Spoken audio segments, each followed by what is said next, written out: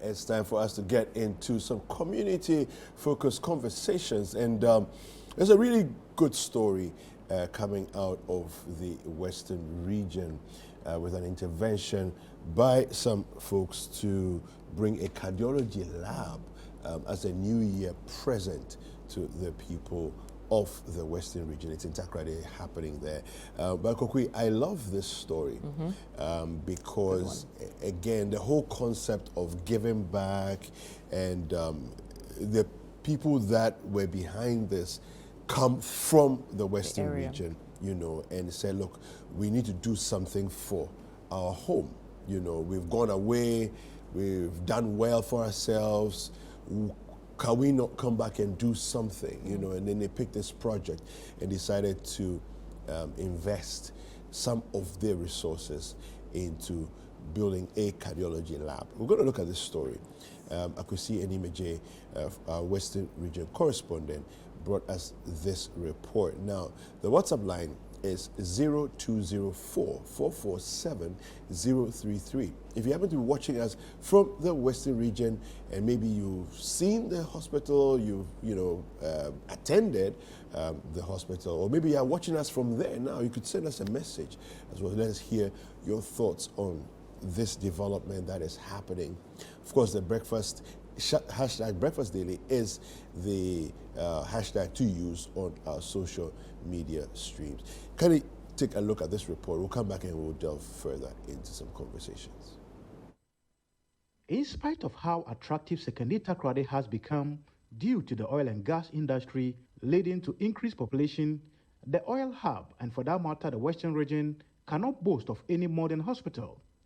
This Takoradi hospital, which was built in 1929 as an European hospital to serve the contractors who put up the Takoradi Harbour, is today the Metropolitan Hospital, but very much in tatters.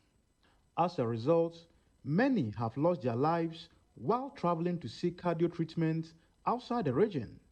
It is for this reason that the Sekondi Takoradi Progressive Global Club, an association of natives of Sekondi Takoradi living abroad and home, have contributed to open this non-invasive cardiology laboratory at the Takoradi Hospital, which is the first of its kind in the Western region. Speaking to Citi News, the president of the club said it is their New Year present and a way of giving back to society. This is very special because we believe the heart is the most important organ in the body. And statistically, there are a lot of patients in the Western region who have high blood pressure. So we deemed it appropriate that as it is now, if you have any heart problem, especially when it gets to a level that cannot be controlled by internists, you have to travel to Kolebu, which is far a distance, which most people do not get there prior to their demise. So we deemed this very appropriate, and we know it's going to help our people in the community as well as the Western region at large. This is just the beginning.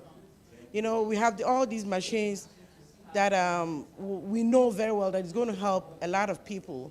But as the next step, we're going to build a much bigger space, because this is a very small space. This is more or less the doctor's office.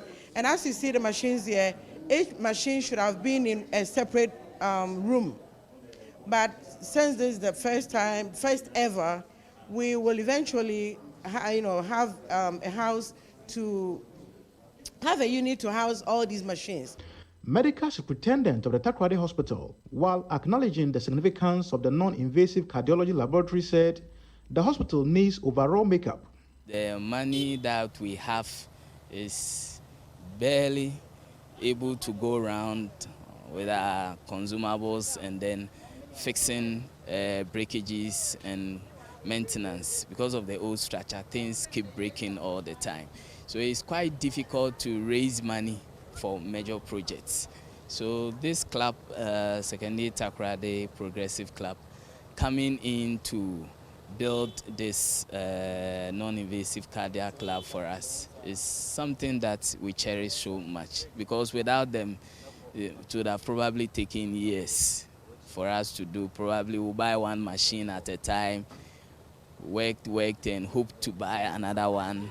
But them coming in, they've just set the lab up so we can just go into action with all the necessary tests that we need to do, all the basic tests that we need to do. They have given us the machines to do that. Mainly means we are not going to enter people's arteries and hearts. We have invasive lab where they go into the heart with wires and other things to open blocked vessels and other things. With this one is mainly for diagnostics. So if somebody have a heart problem, we can do a scan, a heart scan called the echocardiogram. So they've given us a machine that has that capability. So we can scan the heart, see the problem, if it's hypertension that is causing the problem, if the person has a heart failure, if there is fluid around the heart, we will see. If there is hole in the heart, we will see. So that scan is quite versatile, very useful for scanning the hearts to see abnormalities with the hearts. They've also given us a stress ECG machine. With that one, if somebody comes with a chest pain, and from our clinical assessment, we think the pain may be coming from the heart, it's a good beginning step to do that test. The Western Regional Minister, Kwabena Ochodako-Mensah, also thanking the Progressive Global Club, said government needs such investment support to ensure quality healthcare. There's no way government can do it all. Even in advanced countries where government have big budgets, still individuals come together to do things for the citizenry. So that is why we always encourage people to come together and then support their communities. That is why in my speech I made it very clear that government needs this kind of partnerships to position our healthcare delivery system in the Western region. Health Director of the Western Region, Dr. Ya Ofori-Aboa, said the facility by the Sekondi Takoradi Progressive Global Club would save lives.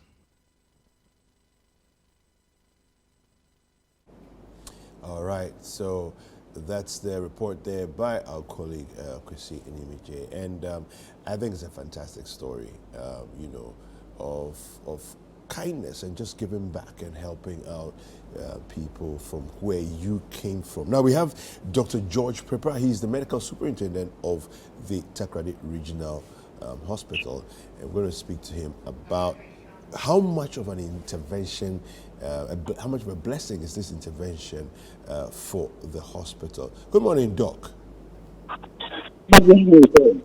Yes, welcome to Breakfast Daily. Thank you very much. All right, now, Doc, talk to us a little bit about facility availability at your hospital and so on, and how much of a blessing is this intervention by the Progressive Global Club? Okay. So the non-invasive cardiology lab has been established by the Sekondi Takoradi Progressive Club Global.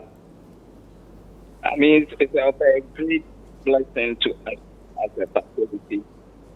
Like I said initially, the hospital is faced with several challenges.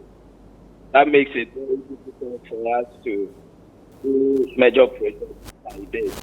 Now, this lab has the ability to do, we're able to do echocardiogram, able to do breast tests, we're able to do ambulatory blood pressure monitoring, monitoring, ECG, among others.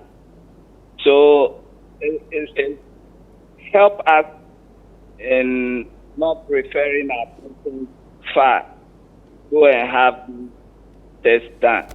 So by being at a facility, we can do all these things for you. So it's a big question onto us.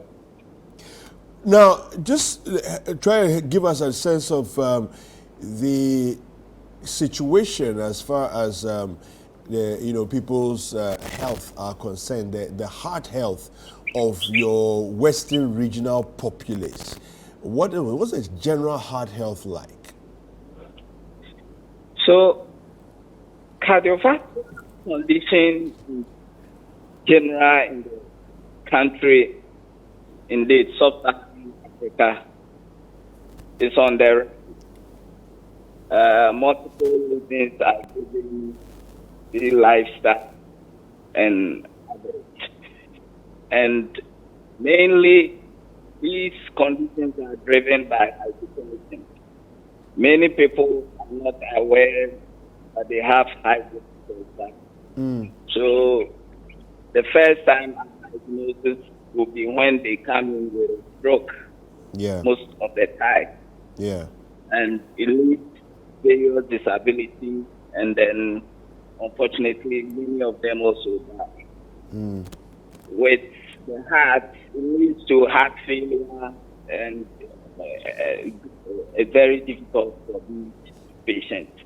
Yeah. The problem too is that after these conditions come in at an earlier age, where in the Western world it's coming somewhere in 50 years. In our part, it comes as early as 40 to 50 years. So it's a big problem. And I think the country as a whole need to take a look at conditions such as hypertension in particular.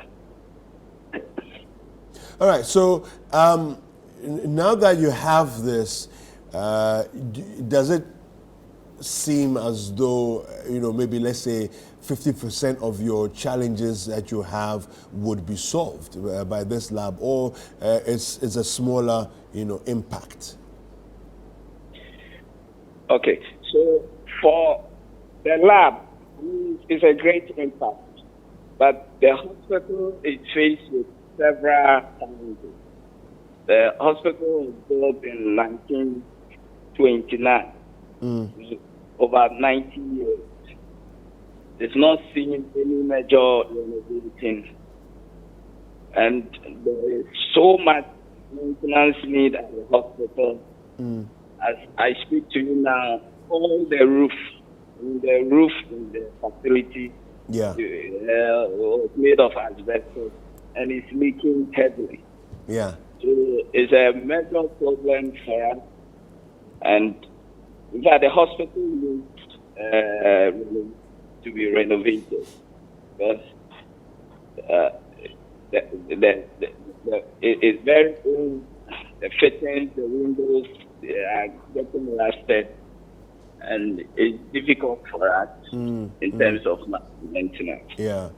Do you tend to have people approaching you with, wanting to say adopt a ward or adopt a block, those kinds of things that other hospitals seem to have enjoyed over the years, corporate organizations and so on and so forth? Do you get that at all, or that doesn't happen? Yeah, it does happen. So this club, before doing this club, had renovated the male and female ward for us. They were in terrible state. When you admit patients there, the doctor, you even feel sorry. But they did renovate these two wards for us. Another church, Revelation, they are also renovating casualty and then putting up a washroom for patients. But the structure as a whole, because it's so old, that structure needs major renovation, and I think the capital for that is quite intensive. So that one will need help with that. Yeah. How old is Takoradi Regional Hospital? Can you give us an idea of when it was set up? It was built in 1929. Okay. So about 19. Did you say 79? 29. 29. Wow. Yes. Okay. So it's quite an old facility. Very, very old. Yeah. Okay. Very old. So finally, before you leave us, what are your most pressing needs today as we speak? What are your most pressing needs? What do you need intervention with ASAP? So ASAP, we need intervention with our roof. What's that? The roofs? Do you say the roofs? Yeah, the roof of the hospital. The roof of the hospital. And then there is an emergency unit that was being put up by the government in 2008. I think for some reasons that project still has stopped. We hope that the leaders will come and help us so that structure will be completed for us. I think when our roof in that project is done, it will go a long way to help in the delivery of help in the facility. All right. Dr. Prepra, we appreciate your time this morning, and have a happy new year, and hopefully we'll have people responding with help and support to at least roof your buildings, re-roof your buildings, and then begin the year on a good note. All right, we've been speaking with Dr. Prepra, Dr. George Prepra. He is the medical superintendent for the Takoradi Regional Hospital. Kokui, yeah. Very heartwarming to see people who, should we say, hail from that area, giving back, and in such a tremendous way. You know, this is going to be an intervention that saves lives. It's a massive intervention. Massive. Yeah. And the fact that they've roped in people globally, you know, to do this, I think it's fantastic. And it's not a small cost. No, it's not. You know, you can imagine the resources that went into this. And in their own way, they're just helping, they're supporting. And we saw the regional minister there saying that, you know, even in other jurisdictions, the government can't do it all. The government does its bit. Private citizens and corporate entities also do theirs to support. I mean, you'll go to hospitals abroad and you'll see wards and wings named after people. And here in Ghana, we have it as well. We know there are people who have contributed and companies that have contributed to the health sector, and they get facilities named after them too. So it's something I think that maybe watching this, others will be inspired to do same or similar. I would even say that the Western region probably has the wealthiest resource tapping organizations, maybe because of across oil. the country. The oil, the gold, the rubber, you know, rubber plantations, oil palm, you know, cocoa. I think that many of these organizations, you know, could step up, step up. And, you know, 1929, the hospital has taken care of a lot of our grandparents, our parents, you know. You know, and so I think it's important, you know, for the organizations in the Western region. I mean, you can't take on the entire hospital on your own. No, and no one expects that. Take a block. You know? Like he mentioned the roof, right? Take the roofing and say, listen, we will do the roofing. We could see some of the air conditioners rusting. You know, little bit. I think drops so. of water make a mighty ocean. Hopefully they'll be inspired. More people will be inspired by seeing this, and you know, obviously, I'm sure some of them have done something to help as well. Maybe we don't know. There are some entities that are also supporting, but maybe more can be done.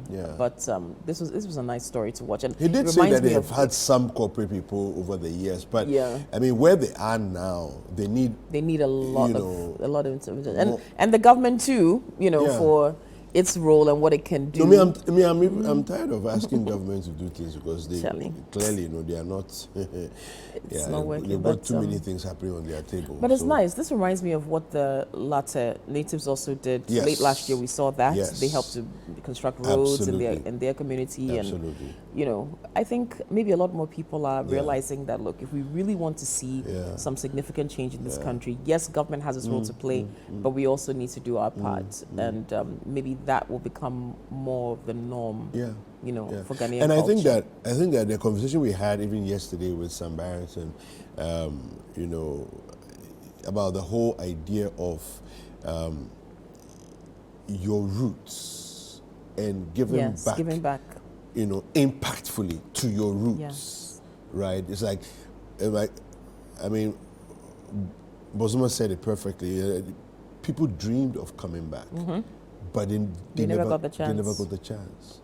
You know, and so again, it's just to say we we're not talking about even people who are in the diaspora. We're talking about we who grew up in these communities. Let's look at it and say, you know what?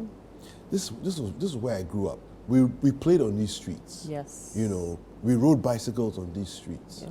Let's take some money and sort out the roofing. Let's sort out this block. Let's sort out that block. You know, let's do something to brighten up the place. Yeah. This was a place where maybe I was born, maybe my parents were born, you know, in this hospital. You know, let's do something to lift them up again and put them in a good place. It's a beginning of the year.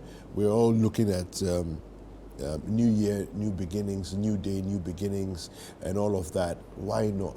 Why not now? Why not say, Takoradi Regional Hospital, we're going to make positive impact on the hospital. Let's not wait for government. Yeah, government has a lot on its plate and the rest of the country to think about. We're focusing on Takoradi Regional Hospital. Let's do something that's impactful. And to all the corporates who are watching us now, I'm making this call, all right? Especially those in the Western region.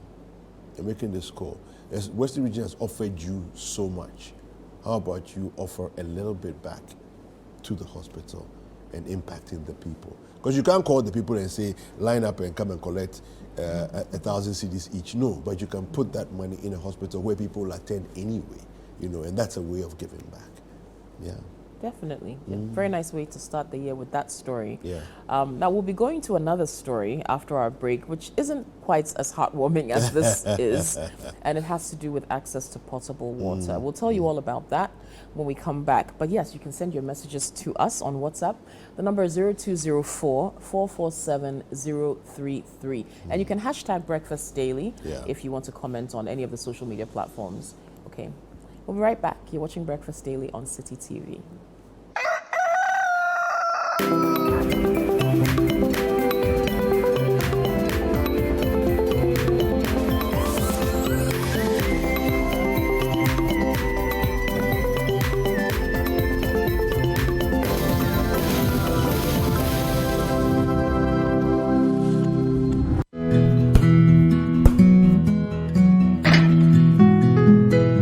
Is the neighborhood I'm having my twins. The very reason why I took it for us. See, the price is very good and it's spacious to contain all of us.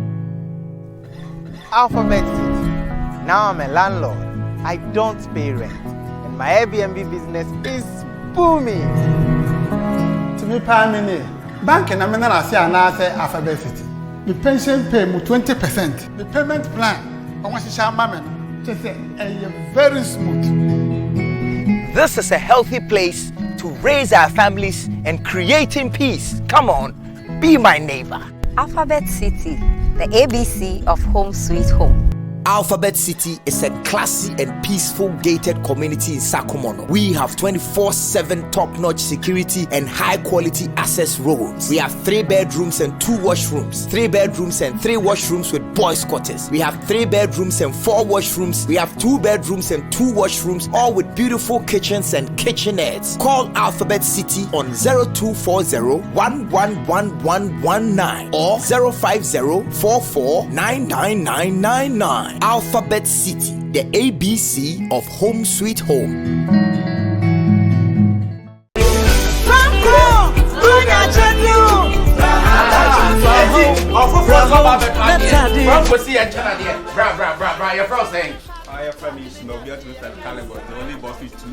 Doris, who free for now? Who free our she? Franco see and toward the essence of what Abbatodia or Franco to go after the end toward the end. I over CCTV camera. Papa, what do you go for? Franco see a funny and show the Bronya, Chadia or the Mount no. So when they do, she come running like a big Franco Mammy. Lady Carmen down Franco phones as actually being back on the content by but no one would Papa. Franco training Mama Fisher.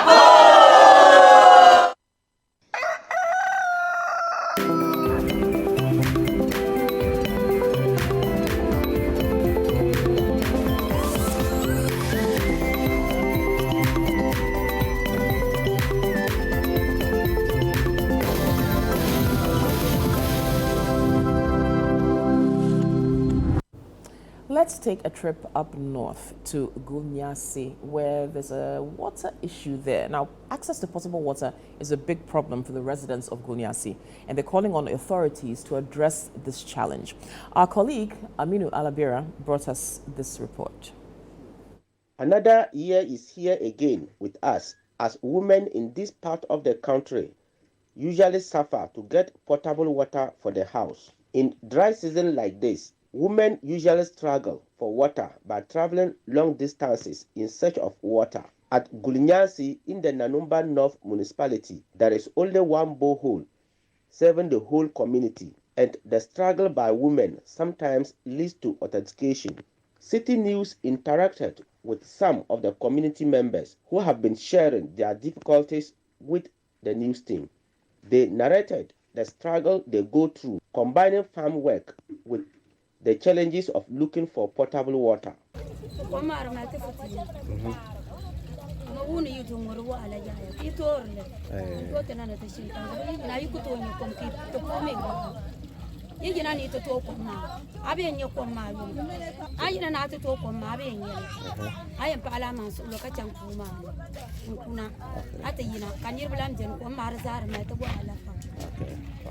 So compose.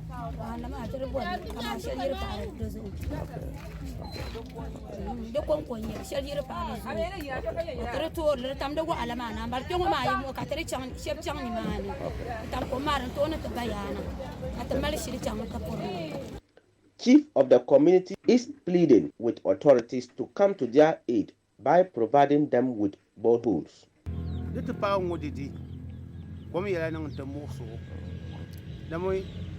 Tuwanda nyela don kulza palin zugo za yini to di pa putuma sa anwo to purma me wa pa ma tem pana ko ma yela mala musu de mo bi lam wanda mane de mal musu zan titi to zo ka tere bonni yire non wanda ma za yini paate bi hal de bayi te ba za asi ka ko pa ma dile non to so ki bi lan kuna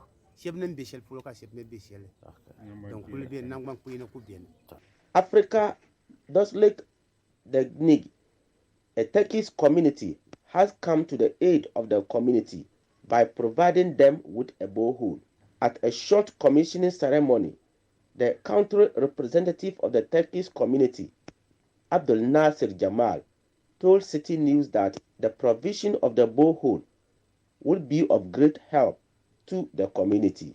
We had information from the former regional minister and our headquarters in Turkey that the people of Gulnyasi need water badly.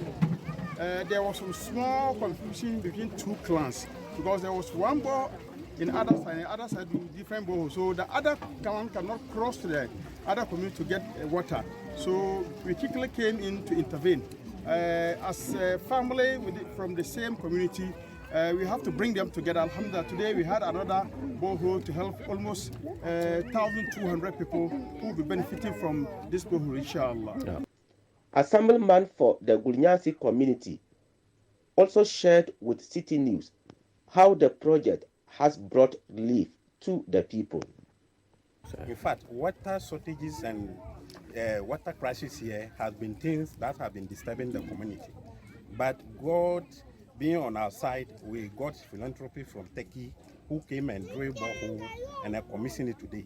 In fact, it is going to support or help about 1,200 women who have been struggling each day to get water for their household chores. A similar project is also provided for the people of Kakuhi electoral area in Bimbila. This one is a mechanized borehole, and the women in the area were so happy for the gesture.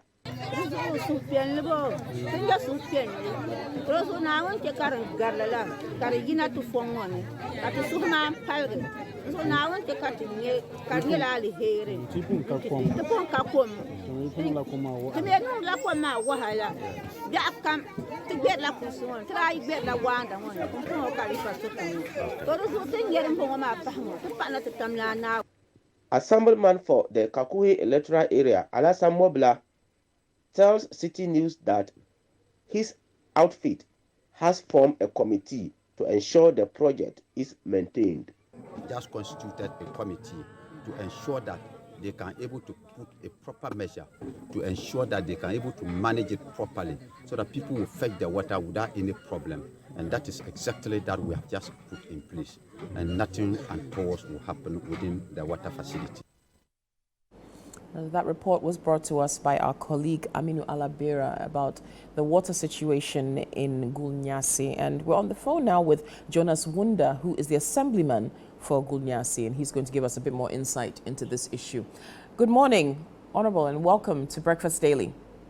Gulnyasi, good morning, Madam. Good morning. Thank you for joining us, and a Happy New Year to you. Happy New Year to you, Madam. Thank you. Well, we've been watching a report about the potable water situation in Gulnyasi. Now, before we get into the issue itself, why don't you give our viewers a sense of where Gulnyasi is, proximity to major towns, and the population of the area? Gulnyasi is located in the northern region, that is Nanumba North Municipality. Mm-hmm. And it is located between Bimbila and Yendi Highway. It is 12 kilometers away Bimbila and about 32 or 35 kilometers from Yendi. Okay. And the population is around 4,500. Mm. Okay, so for the borehole that was installed there, it's supposed to serve about 4,500 people on a daily basis. Yeah. The borehole is not enough. The situation here is unbearable because each time women queue, as soon as it is 3 a.m., you hear them struggling, you hear them fighting. I came first, Martin was here. So the situation here is not good at all. Okay, we saw that there's a particular NGO, I believe the Turkish community, that had helped with installing a borehole there. What's the situation with regard to what government is also doing or any other support you might get? Because I understand you're asking for more boreholes to be installed to help ease the pressure on this particular one. Are there any interventions in the pipeline that you know of, either from private entities or from government? Yes. The Turkish government support to this community has been very important at this moment because the water situation was not good. This particular one is going to serve a portion of the community. This community is made up of tribes and clans. As this one is drilled, a particular clan, the borehole is sited there, is going to take charge of it. And other clans may not have access to it. Because by the time other people move from around their areas and then visit that borehole, the other clans people, women has already kept their things and then you see them fighting. This one, in a way, is going to liberate the suffering of the people there. But as I'm speaking now, we don't have any organization that we are expecting at the moment to come in to fixing some more for us. We spoke to our MP. He's trying his best to assist, but we think if there are other organizations that may come or help us mechanize this one, and then it will serve as a community water project where pipelines will be connected to it, and then it will move to other clans. I think that one is going to help us to deal with the water crisis here. So as of now, when residents of the area are not able to get water from this borehole, what do they do? Most of the time, there was a dark out, there was a dump that was dark out in 80s. That dam is going to be the alternative source, but this is the case. This same dam is serving as a reservoir for animals and other users, because cars, bike riders and motorcycle riders, they wash their things there. Women go there to wash their clothing, and that same place is going to be the alternative source, which is not very good for human consumption. That is the only option when we don't get borehole. Your only other option is a polluted water source. Yes. Wow. It is a dark up dump, and then animals use the place, so it is not very good for us. All right, so you said you've spoken to the MP for the area. What has the response been like from that side? I mean, you've got some assurances, but realistically, what's the next step? Most of time, as an assembly member, anytime I go for the meeting, I speak about my people and what we should do, interventions we should undertake so that our people will get potable drinking water.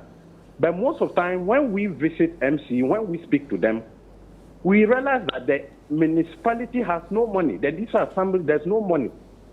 So most of the time, they will tell us to wait and we should wait and we should wait. Because they will tell us that there's no money, there are problems, there are issues that they're supposed to deal with, but there's no money for us for them to help us. When you say there's no money, is it that the allocation for that district has not come, or that the allocation has come but it's been exhausted?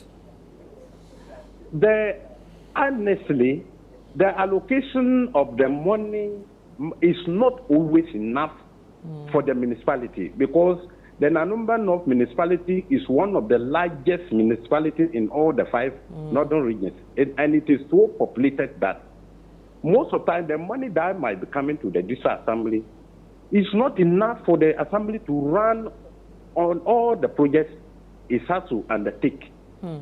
So most of the time, my electoral area, I am having 5 communities under me. Okay. And each community has a similar problem as the community I am coming from. So even if the assembly is able to assist in a way, it is only going to assist in one of my communities, and it is documented that my electoral area has been assisted. Okay. You will see that it might only happen in one of the communities, and it is like my electoral area has been assisted, and other electoral areas who also take their turn. Right.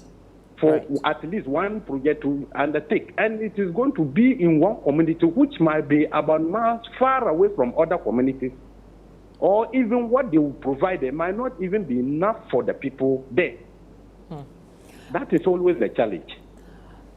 Mr. Wonder, how much would an additional borehole cost, to the best of your knowledge? Pardon me, madam. How much would a borehole cost? If you're looking for a new one, an additional 1 or 2, how much would it cost? You've been making the appeal, you've asked for support. If there's an entity that's watching this, or someone, maybe even a private individual, saying, okay, I want to support, I want to help this community get a new borehole, how much would it cost? According to what I know about the cost of the borehole, I asked one of the engineers. He said a hand pump borehole costs around 40,000 Ghana cedis, with total completion of its work. Okay. But the mechanized one might cost more than that.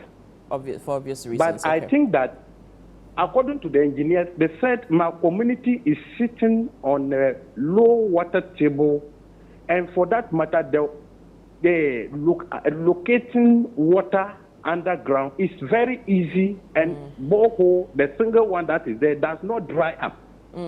So they said that even if we are not going to get more, but we are able to get some of them mechanized, it will serve more people than the hand pump one. Okay. Yes. So you're looking to either convert the manual one to mechanized, and should I say, additional boreholes to help the communities. Okay. Yes. Roughly 40,000 cedis for one. Roughly. We need.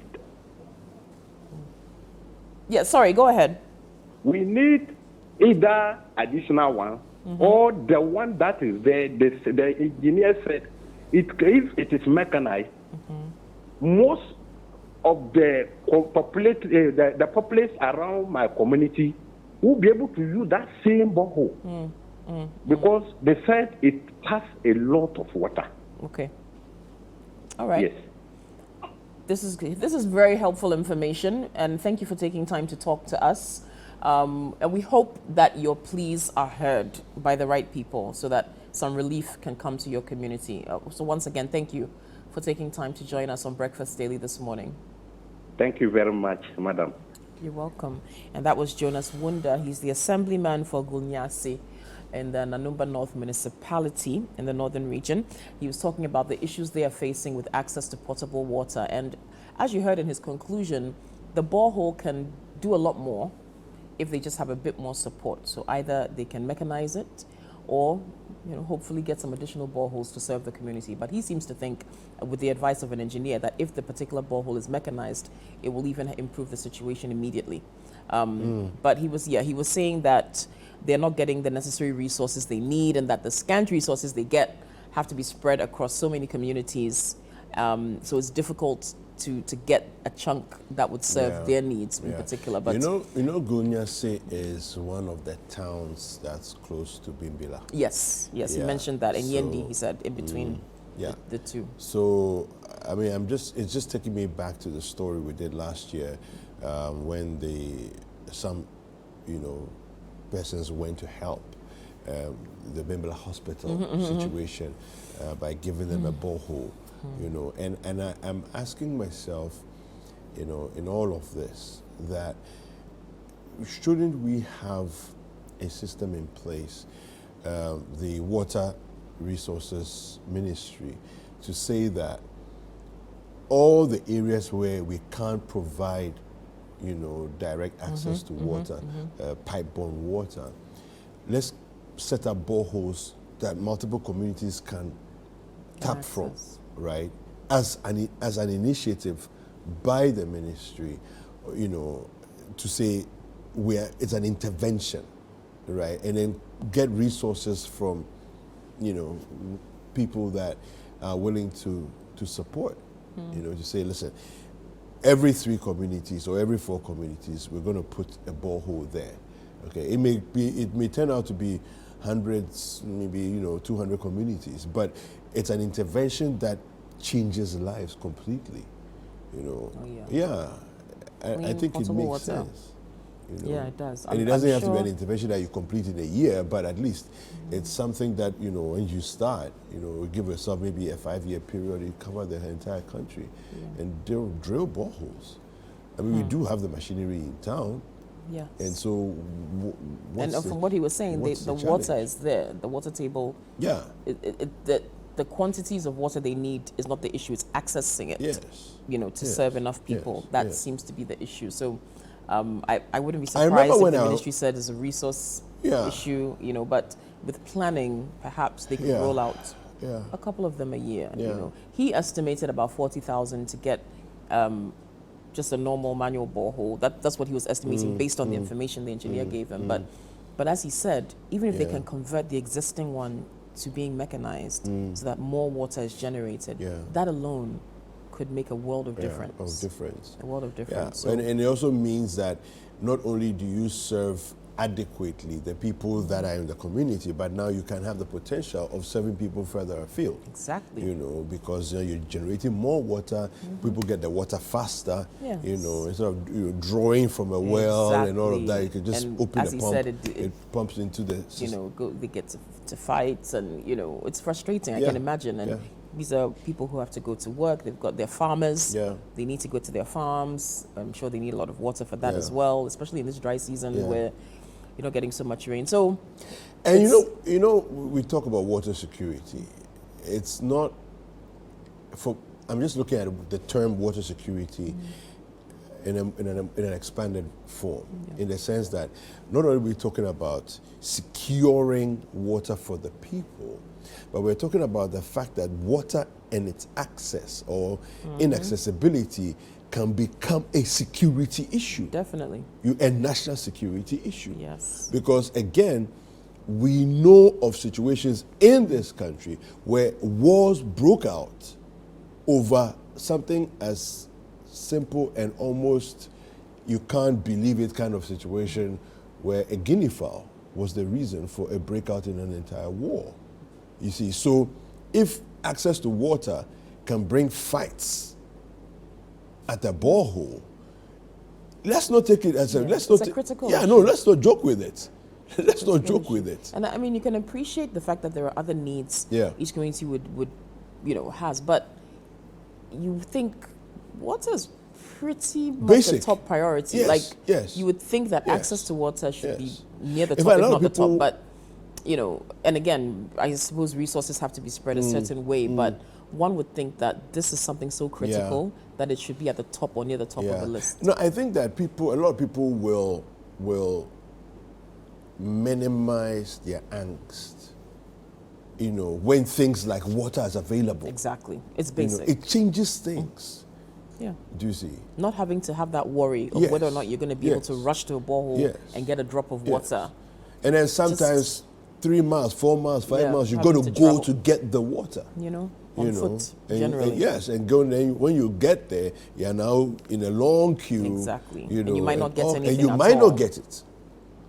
Eliminating that stress alone could improve a lot of things for people there. So we really do hope those who can make a difference here are listening, whether it's a government actor, whether it's a private entity, whether it's an NGO, if they have the wherewithal to improve the situation in that community in Gulnyasi and its environs, then hopefully something can be done about that. It's water, it's basic. And he mentioned this dam that apparently was constructed in the 1980s, and this is supposed to be an alternative water source, but it's polluted.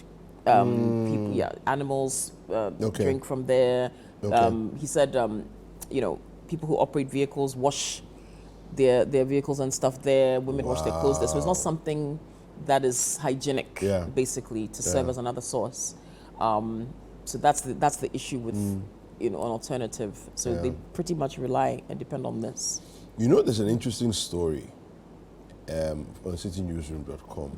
It's interesting. It says former Northern Regional Minister supports communities with boreholes. Okay, now Nanumba North District municipality, I think you said. Yes, is quite big. part of the Northern region. Oh yes, right. So it says here the former Northern Regional Minister Salifu Said, through his collaboration with the Turkish community. Yes, that they showed them. They actually supported that. Okay, Africa Dost Look Dönergy has provided mechanized boreholes to communities in the Nanumba North municipality in the northern region to reduce the suffering of women in those communities. Now, it does say Gulnyasi as one of the communities, and Kakuhi in the municipality. The beneficiary women in the community could not hide their joy as they say their suffering will be reduced. Now, I am looking at this story and I'm asking myself, so what extra? Because it's mechanized. And what date? When was this? Oh, this was 31st December.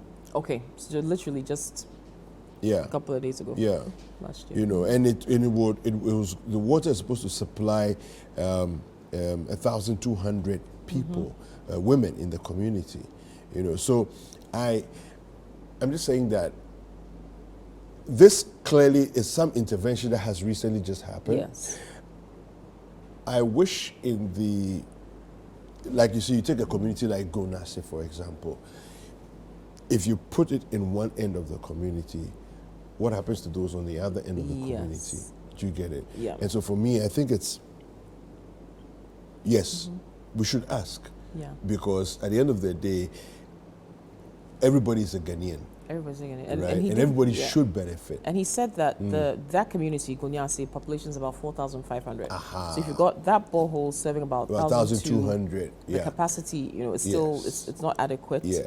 And then he did mention that there's some tribal factions in there or clan, sorry, I should say, where maybe the borehole is located within a particular clan area. So it's like, those who are not within that clan, when they come, they could be, there's a bit of conflict there, or those who are there have taken everything. So I think it's a fantastic intervention, but we need to look at the sensitivities on the ground as well in doing some of these things, right? So that if you're giving this one a borehole, give that one to a borehole. knowing the potential challenges that exist, right? So that everybody has their own and there's no issue. And then, like again, we said, I mean, it could, when we say water security, it's not just about the dangers of not having water, but also a real national security threat in terms of, you know, an actual breakout in fighting because of water. Yeah. Yeah. Safety. Yeah. Yeah, so we'll keep following this story. And if you're somebody out there who knows of an intervention that could help in the community, why don't you let us know? Get in touch. Yeah. And let's see if we can help the residents of Gulnyasi get more potable water, to ease the burden that they're facing there right now.